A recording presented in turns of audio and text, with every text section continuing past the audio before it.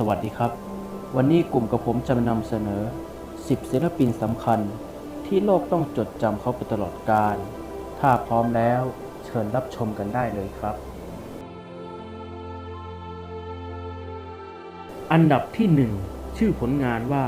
ทะเลทรายโมฮาเวสร้างขึ้นเมื่อปีพุทธศักราช 2518 โดยอาจารย์กำมล ทัศนาชลีเกิดเมื่อวันที่ 17 มกราคม พุทธศักราช 2487 แรงบันดาลใจที่ทำให้อาจารย์กำมลได้สร้างสรรค์ผลงานชิ้นนี้ขึ้นมาเพราะอาจารย์กำมลได้มองเห็นพื้นทะเลขาวโพลนเสมือนพื้นผ้าใบขนาดยักษ์จึงได้เกิดความคิดที่จะทำงานศิลปะโดยนำเอาหลอดสี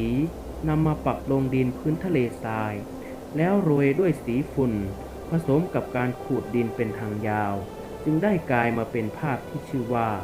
ทะเลทรายโมฮาเวอันดับที่2มีชื่อผลงานว่าความรักของแม่สร้างขึ้นเมื่อปีพุทธศักราช 2504 โดยอาจารย์ประหยัดคงดำเกิดเมื่อวันที่ 28 ตุลาคม พุทธศักราช 2477 ที่จังหวัดสิงห์บุรีแรงบันดาลใจที่ทำให้อาจารย์ประหยัดคงดำได้สร้างสรรค์ผลงานชิ้นนี้ขึ้นมาเพราะต้องการสื่อถึงความรักความผูกพันของแม่และลูกเป็นเรื่องราวที่อยู่ใกล้ตัวมนุษย์โดยใช้รูปทรงที่เหมือนจริงตามธรรมชาติและเป็นสื่อความรักความผูกพันนั่นเองอันดับที่3มีชื่อผลงานว่าส้นตีนชิ้นใหญ่สร้างขึ้นเมื่อปีพุทธศักราช 2548 โดยอาจารย์อินสนวงงามเกิดเมื่อวันที่ 9 กันยายน พุทธศักราช 2477 ที่จังหวัดลำพูนแรงบันดาลใจที่ทำให้อาจารย์อินสนได้ทำงานชิ้นนี้ขึ้นมาเพราะเกิดการสูญเสียป้าแหม่มภรรยาที่รักขีด3เส้นสะท้อนให้เห็นถึงอารมณ์ความรักความเจ็บปวดจากการสูญเสียนั่นเองอันดับที่4ชื่อผลงานว่าหัวหกก้นขวิดสร้างขึ้นเมื่อปีพุทธศักราช 2548 โดยอาจารย์ทวีรัชนีกรเกิดเมื่อวันที่ 10 ตุลาคม พุทธศักราช 2477 ที่จังหวัดสิงห์บุรีสำหรับความหมายของภาพนี้เหมือนคำพูดของคนอีสานที่ว่าไปไม่ถูกเหมือนสังคมไทยเราในตอนนี้ที่ไปไม่ถูกไม่รู้จะไปทางไหนนั่นเองอันดับที่5ชื่อผลงานว่าธรรมะอะธรรมะสร้างเมื่อปีพุทธศักราช 2516 โดยอาจารย์ประเทิงเอมเจริญเกิดเมื่อวันที่ 9 ตุลาคม พุทธศักราช 2478 ที่กรุงเทพมหานครอาจารย์ประเทิงได้สร้างงานชิ้นนี้ขึ้นมาในยุคที่3ซึ่งเป็นงานการเมืองเข้มข้นเพราะทหารจับตามองความเคลื่อนไหวและช่วงที่ผลงานนี้เสร็จใหม่ๆก็ไม่ได้นำออกมาเผยแพร่อีกด้วยอันดับที่6มีชื่อผลงานว่า Sunflower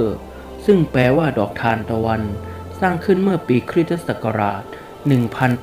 1888 โดยวินเซนต์ แวนโกะได้สร้างภาพนี้ขึ้นมา2ชุดแรกถูกวาดในปี 1886 ที่ปารีสเป็นดอกทานตะวันที่วางพื้นส่วนชุดที่2คือชุดที่ปรากฏในมูฟวี่ของโคนันภาคนี้นี่เองอันดับที่7มีชื่อผลงานว่าปิเอตะสร้างขึ้นเมื่อปีคริสตศักราช 1498 โดยไมเคิลแองเจโลได้แกะสลักหินอ่อนพระแม่มารีประคองร่างพระเยซูที่เพิ่งอัญเชิญลงมาจากไม้กางเขนมีบุคคลล้อมรอบพระศพด้วยความโศกเศร้าและอาลัยอันดับที่8มีชื่อผลงานว่า Amplification Sunrise แปลว่าความประทับใจพระอาทิตย์ขึ้นสร้างขึ้นเมื่อปีคริสตศักราช 1872 โดยกอตมอร์แนภาพนี้เกิดขึ้นเมื่อมอร์แนได้ไปเยี่ยมบ้านเกิดและได้ไปพักที่โรงแรมแห่งหนึ่ง ที่อยู่ติดกับท่าเรือ จึงได้มองไปที่หน้าต่าง แล้วมอแนก็ได้วาดภาพนี้ขึ้นมา อันดับที่ 9 มีชื่อผลงานว่านาโปเลียนขณะทำรบกับอิตาลีสามารถพิชิตเทือกเขาแอลป์สร้างขึ้นเมื่อปีคริสต์ศักราช 1781 โดยชาร์กส์ หลุยส์ ดาวิดได้สร้างภาพนี้ขึ้นมาเมื่อมีการปฏิรูปการปกครองในระบบกงสุลเช่น การศึกษากระบวนการยุติธรรม การคลัง เป็นต้น อันดับที่ 10 มีชื่อผลงานว่านาฬิกาเหลวสร้างขึ้นเมื่อปีคริสต์ศักราช 1954 โดยซัลวาดอร์ ดาลี เขาได้สร้างภาพนาฬิกาเหลวเป็นผลงานที่เรียกว่าเป็นคำอธิบายของลัทธิเลยก็ไม่ผิด เพราะว่า